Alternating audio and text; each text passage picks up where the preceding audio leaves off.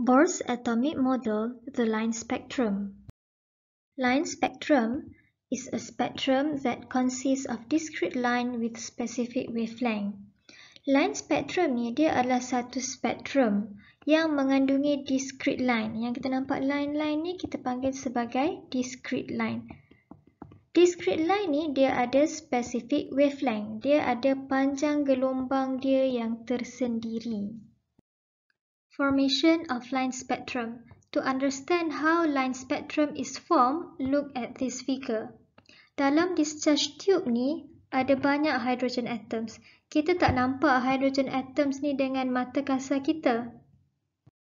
Semua hydrogen atom yang ada dalam discharge tube tu ada satu elektron.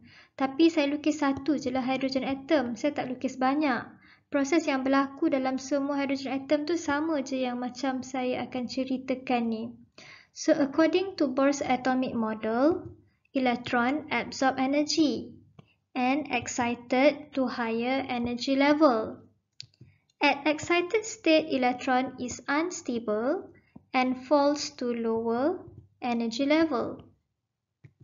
When electron falls, it emits energy in the form of light or photon and produce discrete line in line spectrum. Foton ataupun cahaya yang dipancarkan oleh setiap satu hydrogen atom ni, dia akan melalui slit ataupun celahan. Cahaya ni dia mengandungi pelbagai wavelength. Bila sampai pada prism, cahaya tu dia akan terpecah mengikut wavelength masing-masing dan akan direkodkan pada photographic plate ni dalam bentuk discrete line. So kalau kita tengok, kita akan nampaklah discrete line macam ni. So inilah yang kita panggil sebagai line spectrum. Discrete line yang ada dalam line spectrum ni, kita nampak dia duduk dalam grup masing-masing. Ada 5 grup semua sekali. Kita panggil dia sebagai 5 series in hydrogen line spectrum. Yang paling kiri kita panggil dia Lyman series. Yang ni adalah Balmer series. Next is Paschen series. Next is Brackett series and the last one is Pfund series. Now kita nak belajar dengan lebih detail macam mana line dalam setiap series ni boleh terhasil. First, let's learn about Lyman series. We have 4 lines in this Lyman series. Dia tak semestinya ada 4 line saja, dia boleh ada lebih. Saya je yang lukis 4 line. So this line we call as first line of Lyman series. This one is second line of Lyman series. This one is third line of Lyman series. This one is fourth line of Lyman series. First line ni tak semestinya line yang paling kanan. Clue untuk kenal first line, dia mestilah line yang paling hujung. Sama ada hujung kanan atau hujung kiri. Dan dia mestilah jarak paling besar. That means jarak dia dengan line sebelah dia tu paling besar. So kalau kita tengok yang ni, jarak dengan line sebelah banyak ni. Kalau tengok yang ni, jarak dengan line sebelah banyak ni. So yang mana jarak paling besar? Yang ni lah. So this is first line. Bila yang ni first line, so automatically yang ni second line, yang ni third line, yang ni fourth line. Untuk mudahkan kita faham macam mana line dalam Lyman series ni boleh terbentuk, kita akan draw apa yang kita panggil sebagai energy level diagram. First, kita akan draw satu arrow ke atas yang panjang with label energy. Then kita akan draw beberapa horizontal line dan kita akan labelkan horizontal line ni dengan n is equal to 1 sampai n is equal to 7. Kalau nak buat line tu lebih daripada 7 pun boleh. N is equal to 1 sampai n is equal to 7 ni kita panggil dia sebagai energy level. That's why nama dia energy level diagram. So energy level ni kita boleh bayang macam orbit yang kita belajar dalam Bohr's atomic model pun dia ada N1, N2, N3 and so on. First line of Lyman series terbentuk apabila ada satu elektron fall down from n is equal to 2 to n is equal to 1. So bila elektron tu fall down, dia akan memancarkan foton dan foton tu direkod dalam bentuk discrete line dekat sini. Untuk mengelakkan kekeliruan, saya padam dulu second line, third line dan fourth line ni. In simple words, we can say that first line of Lyman series is produced when n electron makes a transition from n is equal to 2 to n is equal to 1.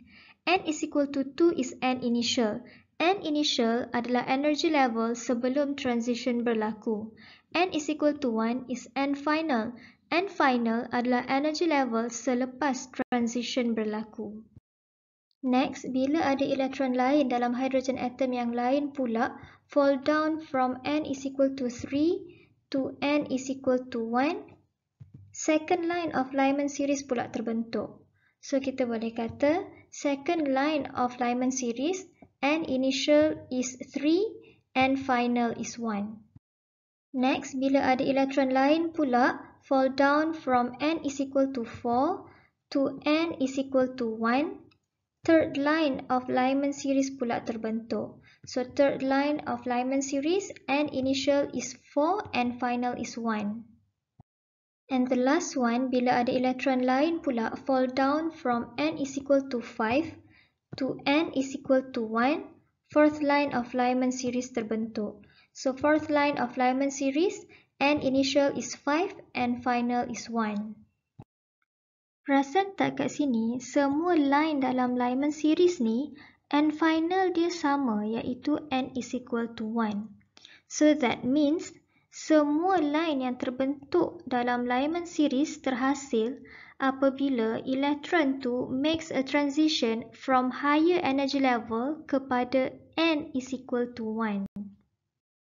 Kita dah faham tadi, line dalam Lyman series ni terbentuk bila ada elektron fall down from higher energy level to n is equal to 1. So dia akan membentuk Lyman series. Untuk Balmer series pula, line dia akan terbentuk apabila ada elektron fall down from higher energy level to n is equal to 2. So ini adalah Balmer series. Paschen series terbentuk bila ada elektron fall down from higher energy level to n is equal to 3. Ini adalah Paschen series. Bracket series pula akan terbentuk bila ada elektron fall down from higher energy level to n is equal to 4. This is bracket series. And the last one, Fun series terbentuk bila ada elektron fall down from higher energy level to n is equal to 5. So this is Fun series. Kita tengok Balmer series. Elektron yang jatuh daripada n is equal to 3 kepada n is equal to 2. This is first line of Balmer series. Mana satu first line? Yang warna merah sebab dia jarak paling jauh. Yang jatuh daripada n is equal to 4 kepada n is equal to 2. This is second line. Yang ni. Yang jatuh daripada n is equal to 5 to n is equal to 2. This is third line of Balmer series. Yang ni. Yang jatuh daripada n is equal to 6 to n is equal to 2. Dia akan membentuk fourth line of Balmer series. Yang ni. Untuk siri-siri yang lain pun konsep dia adalah sama. So we can conclude that Lyman series is produced when electrons fall from higher energy level to n final, n is equal to 1.